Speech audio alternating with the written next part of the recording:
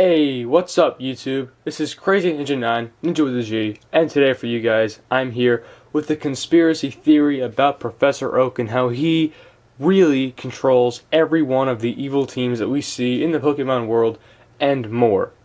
This may seem like a ridiculous theory, but this idea was sparked in my mind through this picture, which I'm sure many of you have seen before, and probably looked at it and said, oh, that's kind of funny, you know, haha, very coincidental, interesting picture. I actually took it a step further, and I've thought about this in very many avenues, and I think that this is a legitimate potential theory. It is kind of funny, it is a little bit ridiculous, but I think it is entirely possible. So please let me know in the comment section what you think about this video, and if you think I missed anything, or if I'm going, too far into it. But yeah, it's pretty cool, pretty excited to explain this for you guys, and so we're going to pretty much outline our situation with this. His involvement in the Pokemon world, his role as the mastermind behind the different teams, and his role as a role model for many people, and his friendship with the Elite Four and the gym leaders. So guys, we are going to start at the most basic level with the basic things you get in the Pokemon video games and even in the TV show. So what you see before you, the Pokedex, the Pokegear, the X-Transceiver, and the gym badges are all very key roles in Professor Oak's takeover plan. What do I mean by this? Well, let's go one by one. The Pokedex. What is its purpose? The Pokedex's purpose, told by Oak and the other professors, is to collect Pokemon data about the certain Pokemon and evolving them and battling them and different stats like that. It's used to help people identify certain Pokemon in the video game, in the TV show. The video game is supposed to complete it, and it's a fun thing to do because it gives you a goal in the game aside from completing all of the gyms and beating the Elite Four, becoming the champion, and everything else. So, sure, that sounds fun, sounds interesting, but what is the real reason for the Pokedex? How does this fit in with my theory? Well, you travel. You go on your adventure in the video game, and then like Ash in the TV show, and you go on your adventures, and you collect all this data, and you bring it back to Oak, and he says, oh, congratulations, let me upgrade your Pokedex. You can go even further, meet more Pokemon, and you're doing a great job for me, and everything else. Okay, great. What have you done for Oak? You have personally given Oak every single tool he needs for all the Pokemon that you've met. And now he has everything. He has all the information about everything that you've done in your adventures, all the Pokemon you've met in your adventures, everything you could possibly need through one device. Okay. Seems kind of odd, but sure, let's go with that, right? Then you get the Pokegear. The Pokegear is this cell phone looking device that has a map on it and lets you see different things. But not only does it have a map, people can call you. So now, Oak can literally track where you're going and talk to you at any given moment. Okay, it seems kind of extreme, but sure, let's go with that, Then you get the X-Transceiver. Literal holographic conversations with people. More tracking, more different kinds of trading and virtual things you could do with it. Seems interesting enough. Let's take all of these things. What does this mean? All of these things, the Pokedex, the Pokegear, and the X-Transceiver together give Oak the full picture of where you are, what you're doing, how you're doing, and what Pokemon you're collecting / battling / trading / evolving at any given moment of the day, of the year, whenever. He gets it all. Anything he wants. And we're handing it right to him. We're giving Oak all the information he could possibly want. Now what's the problem with this? Well, if Oak is this mastermind that I'm saying he is, you're giving this guy every piece of information he would need to complete his own agendas and plan for any sort of situation that could occur from them. Okay, what about the gym badges? They don't have any kind of electronics or anything like that. No, you're right. The gym badges, what I'm thinking, is that they're just there. They're nice kind of training tools. You go and you say, hey, this is a great thing to do. I want to beat this gym. It gives you a goal to look forward to, and everybody's all happy about it, and you sit there in the game, and you can polish them in some games, and you just collect them, and until Silver Heart Gold, you get 16 of them, and it's an awesome thing to do. But really, what is the issue? Why are they there? The badges are there so you could level up and evolve your Pokemon, so the gym leaders can see what you're doing, so you can go and really go for a goal in the game, aside from completing the Pokedex, which is kind of impossible to some degree. But the badges provide a campaign, if you will, throughout the various regions that we all like to do, and it's a fun thing to do, but I think that there is a distraction to distract us from helping Oak, which we're really doing. And then the Pokemon Center storage system. Why did I bring that up? What's important about that? This, my friends, is the most important piece, or one of the most important pieces of evidence, I think, that Oak is using against us. And I'll explain this a little bit more as we go on. So, continuing along with our theory here, you see some very familiar faces throughout the Pokemon franchise. You have Professor Elm, Professor Birch, Professor Rowan, Professor Juniper, Professor Ivy, Gary Oak, who has 10 gym badges somehow, Agatha of the Elite Four, Norman, the gym leader, and Cynthia, the Pokemon champion. These people all play an individual role in Professor Oak's plan, and I'm going to explain how this is. So, in order to understand how each of these people plays an individual and important role in Professor Oak's plot, you gotta understand the professors first. So Professor Oak himself, he is the professor of Kanto. He studies Pokemon and human relationships. He's also the advisor to the Pokemon League. So, Professor Oak, if he is this mastermind, has a whole region of people that he's been talking to who have gotten starters from him, and so on and so forth. He focuses on Pokemon and human relationships and how they interact with each other. So he studies the basic foundation of the inter-Pokemon/human relationships, and he has a direct advisory role to the Pokemon League, which is revered by everybody and pretty much holds a lot of power in the Pokemon community. So Oak himself, without even trying to be a mastermind, is already a powerful guy. Next you have Elm, the professor of Johto. He discovered Pokemon eggs and researches evolution. He's one of Oak's first students. So Professor Elm, who was taught by Oak, so has Oak's influence with him, researches evolution. Okay. Next is Birch, professor of Hoenn. Habits and environments are his special field of study. He also works with Pokemon distribution. He was raised with Norman, the gym leader. How does this fit in? Well, each professor that we've talked about so far, and are going to talk about, all are specific to one region. Oak, however, has numerous. He travels all over the place, and the other professors do too, but Oak more so than them. But Birch, for instance, was raised with Norman. If Oak is this mastermind, he's going to be the leader of the professors. Everybody knows Oak. Everybody refers back to Oak. Oak has the power in the professor's circle. If Birch is raised with Norman, they're going to be good friends. If Oak is getting his ideals to Birch, Birch can get them to Norman, and Norman's a gym leader. What does that mean? That means that Norman's going to have that influence from Oak through Birch with the rest of the gym leaders. Is this extreme? Yes, it is. But it could happen, and it makes sense. And this is basically Oak's guy on the inside, if you will, to getting his plan.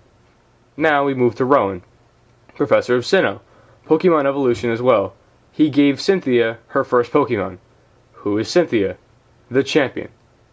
Rowan and Oak are good friends. If you give the champion her first Pokemon, she's going to respect you. She's going to be friends with you. She's going to help you do what you want to do. Well, if Rowan is Oak's friend and she wants to help Rowan, she's going to help either Rowan carry out Oak's plan or specifically directly help Oak. So that could be a bit of a problem. Then you have Juniper, professor of Unova. She studies the origins of Pokemon. The first main female professor, just a fun fact in there, nothing really too important with that, but she studies the origins of Pokemon and is seen as a good friend to many of the people in the Pokemon TV show anyway, in that region of Unova. Then there's Professor Ivy, who isn't a main professor, but studies Pokemon physiology, is involved with Oak and Ash and Company in the show, and it was interesting, I thought about this, was she's not a tree name, but Ivy grows on trees. And you think about this saying that she herself is not part of this, but she can help, nurture Oak's plan if she, grows on Oak, if you will. It's just kind of a strange terminology and analogy, but it kind of makes sense in a way. All this information, by the way, I've gotten from Pokemon Wikia and numerous other sources from the TV show, the games, and so on. So, obviously, look it up yourself if you're curious, but this is basically the synopsis of what I think is important for this theory, and pretty much gives you a good overview of what's going on. So, here we have the gym leaders and Elite Four that are involved with Professor Oak. We have Gary Oak, or Blue, Professor Oak's direct grandson.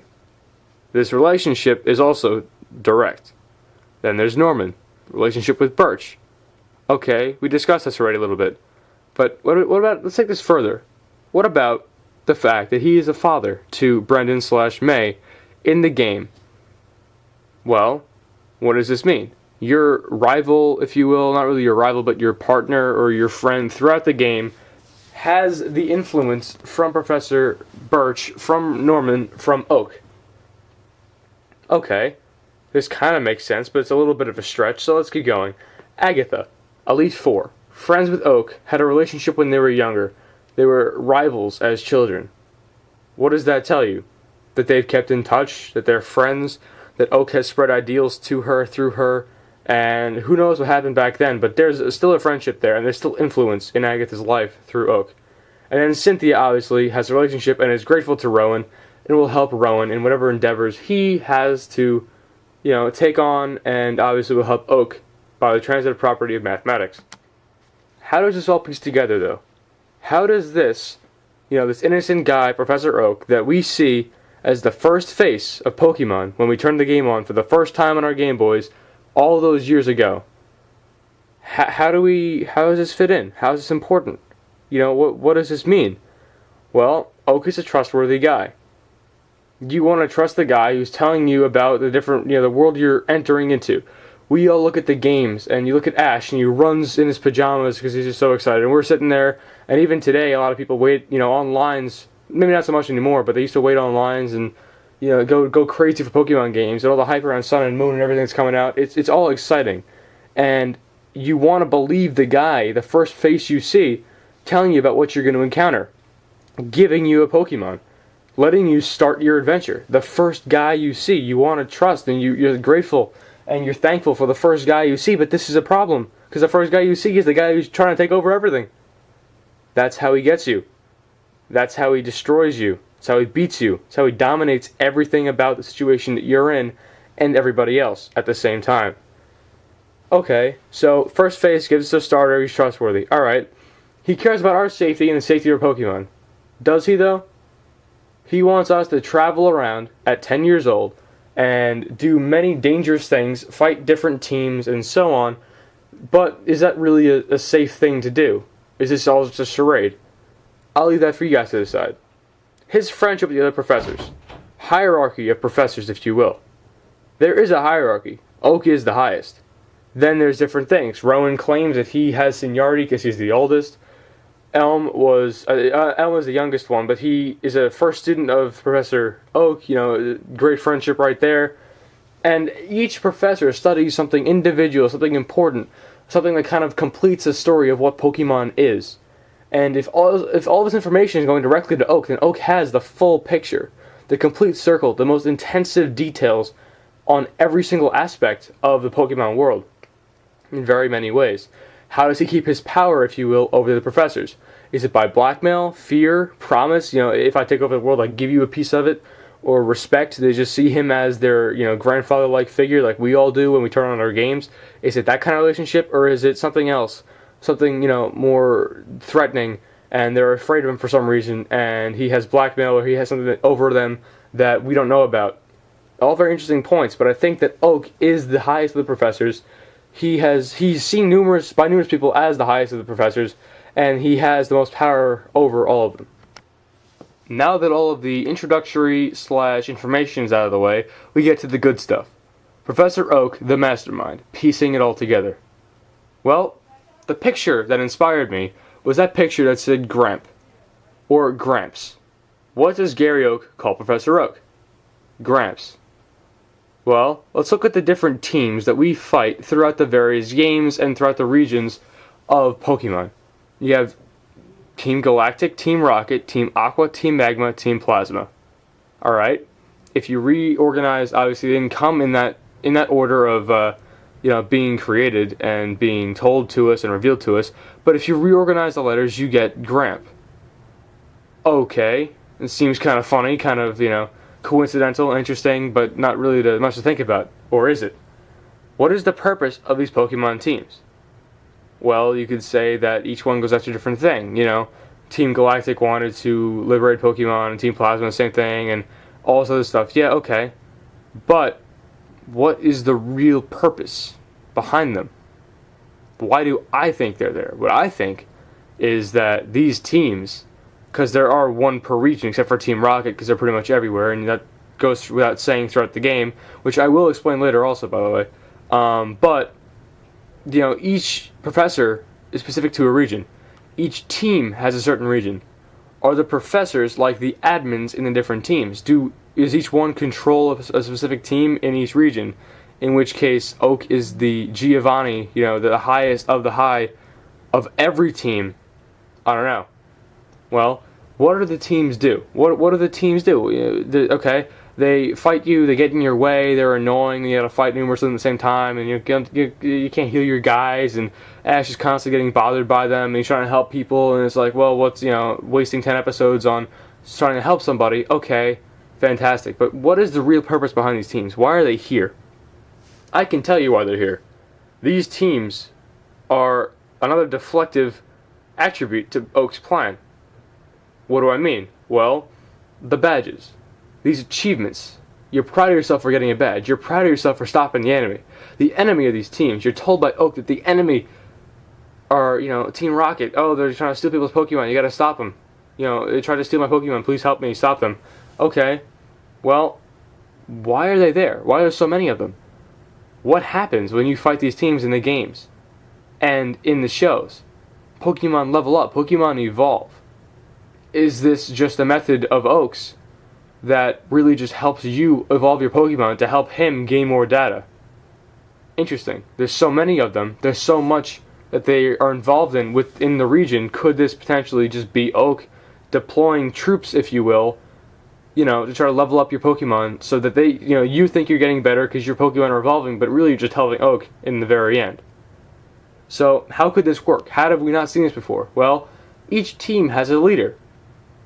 How are these leaders related to, Oak and everything else? Or are they just employees? Does Oak pay them? Does Oak have blackmail over them too? Is this just a system where Oak is the real king, if you will, of all of this, and these people are just pawns in his game of domination of the world, of this Pokemon world? I don't know. Just why? Well, why not? It seems to be working. If this is his plan, nobody has really figured this out. I'm not sure Ash would anyway, but nobody's figured this out, and it seems to be working pretty well. We all fight these guys in the games, we go, okay, good, we beat the team finally, fantastic. Alright, that's great, and the entire time you're fighting them, you're leveling up your Pokemon and getting data about them and evolving your Pokemon, and now you've completed the Pokedex that much more just because you've been forced to battle. For your own safety, or so they tell you.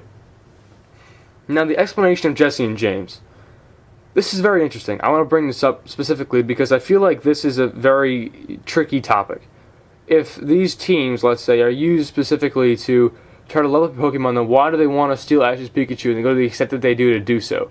Why do they really try to steal it? What's the real purpose of that? Well, I think this is the reason. This kind of sounds funny, but true at the same time. They're rejects. And what I mean by that is that there's always a reject. There's always rejects in whatever system you're doing, whatever, if you make a product, right, and your products are all lining up and you're getting ready to ship them out, there's going to be a couple of malfunctions with them, and there's going to be a couple of reject products. It just happens. It's just how it works. I think Jessie and James are the rejects that keep getting money so that they get out of the hair of Professor Oak and the other admins of Team Rocket, and they can do what they want to because they know Ash is going to win every time, kind of thing. Okay. Seems legitimate. But then, something else. They're nothing more than grunts. Right? And the grunts are easily beaten. But, see, here's the thing. The Pokemon the grunts use, where do they come from? What Pokemon do grunts use in the games? The games more specifically than the TV show, but what do they use in the games? Well, the grunts use Pokemon like Zubat, or, Stunky. Pokemon like that. Okay, interesting, but what am I talking about? How does this tie in? Well, remember the PC you were talking about before? The Pokemon Center PC that we put our Pokemon into? What Pokemon do you catch in the beginning of the game to fill up your Pokedex, and then, maybe to beat a gym or two, and then you put them aside because you already had your team planned out in your head before you even started the game because you just love Pokemon that much, and oh, I'm going to catch this guy, and Zubat, thanks for coming, but you're not really going to help me too much. I'm going to put you in the Pokemon Center. I might train you later into Crobat, I might not, I don't know, see you later. I'm going to go catch, Gibble, who knows, right? So, this Zubat that you've basically abandoned in your PC, Where does it go? Well, in the TV show, the PC is used to send Pokemon to Oak so he can study them. Based on this theory, your PC is a direct line to Professor Oak. So you give your Zubat to Oak, and Oak gives it to the Grunts. And if everybody catches a Zubat or two, all of these Grunts are now armed with Zubats, or Stunkies, or Magnemites, whatever they're using, and they are armed and dangerous now, and ready to fight you with your own Pokemon that you work so hard to catch, and we're thinking about training, or we're going to train, or, just didn't get around to it yet, and now they're being used against you, and we don't even know it. So, you might be asking yourself, okay, this kind of makes sense, it's a little ridiculous, but I kind of get it, I see what you're doing, but what is his plan? What does Oak want to do? Well, Oak wants to take over the Pokemon world. He already has his influence, wherever he needs it, in the items that he gives you, in the people that he knows, the people that are indebted to him. He has his fingers everywhere, in every kind of situation or avenue he could possibly need to succeed. Why would people listen to him? Why would they believe him? Why would they follow him? Well, his influence, we all trust him, we trusted him, right? He has charisma. He's an old guy. He's a nice, happy-go-lucky old man. We would never think anything wrong with him. He's so involved in our lives of Pokemon and in our relationships with our Pokemon, and he cares about us and everything else. Could he force us to do it if he gets enough power? Which I think he already has enough power, but if he really wanted to, he could force us to do what he wants us to. And who's going to oppose him? If Professor Oak says to do something, you do it. He's Professor Oak. You listen to Professor Oak because he's Professor Oak. You don't go against him. You can't. Or do you? Who's going to oppose the guy that nobody wants to oppose? Interesting question. Okay, so now I want to discuss Professor Oak's power in the TV show more specifically.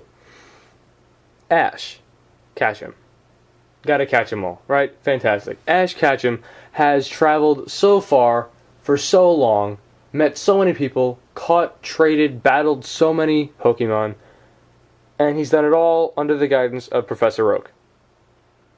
Okay, so Ash Ketchum, not the most, not the sharpest tool in the shed. After witnessing the numerous accounts of Jessie and James situations, we could obviously gather that he's not the sharpest guy. But let's be honest here. Whenever we see Ash, we see, talking to his mother. Oak's always there. And a lot of times when Ash is talking to Oak, his mother's there. Oak and Ash's mother are always together. And I don't think it's one of those weird things a lot of you people think about, and I'm not going to get into that at all. But I am saying that I think this has some legitimacy and offers a lot of danger to Ash's mother and to Ash. Well, what do I mean? Professor Oak asks Ash to do something, to report to him. So when Ash sees Ho-Oh, tells Oak about it. I saw this rare Pokemon kind of thing. Okay, fantastic. Ash aids him in the Pokemon research of the Pokedex, because Oak told him to take the Pokedex and go and battle and trade and go to, the islands to meet Professor Ivy and get eggs and stuff and all this rare things and all these different things he has to do. Okay, fantastic. But what do I mean? What am I talking about? If Ash eventually figures out the fact that Oak is this mastermind behind this evil scheme, and Ash, obviously, we see, isn't a fan of evil, or so he's portrayed to be, he says no to Oak. Well, what does Oak do back to Ash? Oak has Ash's mother. And I'd hope that you'd want to, save your mother, kind of that kind of thing, protect your mother, a little bit of just a normal human thing. But let's be honest here. Ash's mother trusts Oak, so Oak could easily just capture her, if you will, and then threaten Ash through the use of blackmail, about his mother, whatever he's going to do, kill her, hurt her, whatever it's going to be, right? So we don't even know. But if Ash ever finds out and rebels against Oak, this could be a legitimate thing, and it could provide a decent amount of danger to Ash's mother and to Ash, and pretty much just set up the whole, huge plot twist, but it could kind of connect, and it almost pieces itself together of, maybe this is why, for some reason, Ash has, Ash's mother is with Oak, and Oak has made sure of that, because in case Ash ever does find out, Oak has an avenue in which he can continue to rule through Ash, and continue to get Ash to do things that he wants him to do, without any opposition, and without any problems.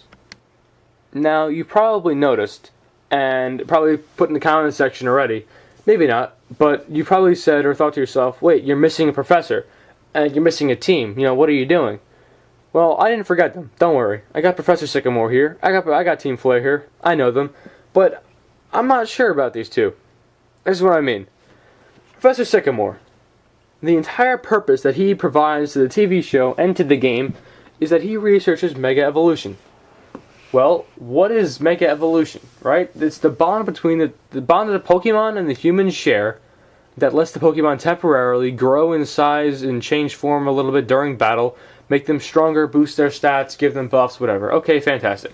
It's a cool thing we all did for fun. Some people like it, some people don't. Whatever. What's the purpose of this? Well, is this going to help Oak or hurt Oak? Is Sycamore rebelling against the tyranny that Professor Oak has set up? Or is he allying himself with Professor Oak? Well, Mega Evolution, the study of human and Pokemon relationships, really is, Professor Oak's field. Is Sycamore trying to also study his field to understand what Oak knows so he can use it against him and try to stop his evil scheme?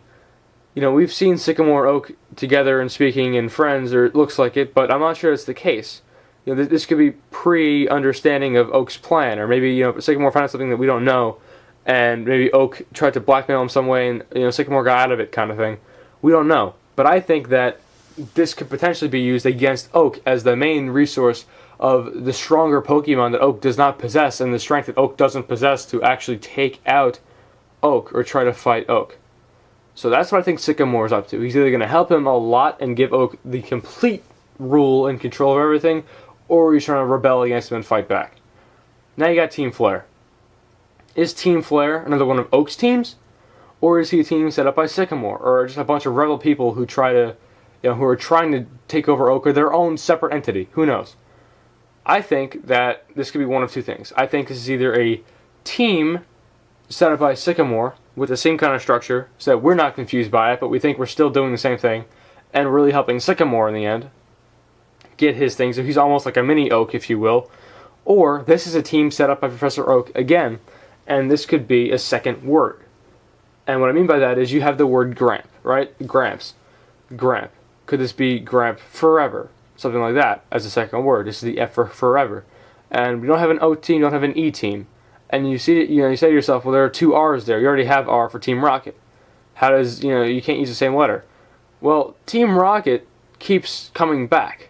As we all know in the TV show, they're there almost every single episode. Is this a meaning, potentially? I'm not sure, but it kind of makes sense. If it is a second word, Team Rocket is there every single time. They're there every episode. They keep coming back. So that might be why the R's keep coming back. I don't know what the E's are going to be, I don't know what the O's going to be, but I'm curious to see if that has something to do with it. And we'll find out later if this means something or not, hopefully with the release of Sun and Moon that may either clarify or make the story more confusing for all of us. But I'm going to try to update you guys when that game comes out and see if it ties in or hurts the theory or changes the theory in any way. So, what comes next? The conclusion. Oak has all of the pieces in place for total and complete domination of the Pokemon world. He has the professors, he has his reach in the Pokemon League, he has his reach in the gyms, he has his reach in us trainers, he has his reach everywhere. In Pokemon centers, in the Pokemon police system, in every single avenue, he has his hands somewhere. Does this plan fail? Well, so far, he's only been helping himself get stronger. He hasn't done anything that's hurt him so far. With everything that he's done, even with all the creations of these teams and the various things that they've tried to do, slash destroy, slash whatever, it's all helped Oak in one way or another. I don't think his plan's failing until somebody stops him, like Sycamore potentially. What government is there in the Pokemon world? We've seen episodes with, kings and castles and stuff, and we've seen Pokemon League and stuff, but there's no strict government or central government that I've seen in Pokemon that would really stop a threat like Professor Oak if he set himself up the way he is. He's set himself up to be a dictator. He has everything he needs to basically dictate however he wants. And there's no system in place to really protect against that or to stop that or to defeat that if it occurs. So Oak has really put his pawns in the right spots and really set himself up for victory. His alliance with the gym leaders and the Elite Four is strong. He has friendships there. He has debts that people owe to him, and people just trust him. You know, he's Professor Oak. How do you not trust Professor Oak? He's just Professor Oak. And does Oak win? We'll see. You know, without the help of Professor Sycamore, or without the help of whoever, Oak could potentially control everything he would want to. And he has all of his reaches everywhere, and he basically just complete domination. Whatever he wants, he has it. Whoever he needs, he has him. Whoever, whatever blackmail avenues, he has it. He has it all. Because everybody reports to him, everybody cares about him, everybody knows him, everybody trusts him, and he is a threat. Professor Oak is a threat to the Pokemon world, to the peace of the Pokemon world, and to all of us who play the games, and so on. Oak is the threat. I believe that Oak is the mastermind behind all of the evil teams that we see. Are they really so evil? Maybe not. I know Oak is, and I know that this is a threat. Oak is a threat. So that, guys, wraps up my theory on how Professor Oak is really the criminal mastermind behind all the evil teams and many of the things that we see in the Pokemon world. Please let me know in the comment section what you think about this video. Leave a like if you liked it. Please subscribe if you enjoyed the video. Kind of more content pretty soon. Just let me know what you think about this. Did I miss anything? Did I go too far into anything? Did I say something that you guys think is wrong? Let me know what you guys think. Give me some feedback here. I'll try an updated video as more stuff unfolds, as more games come out, and it should be pretty interesting to see if this story unfolds anymore. Thank you guys so much for watching. Please subscribe and comment, and I will see you guys very soon in the next video. This is Crazy Ninja 9, Ninja with the G, signing out.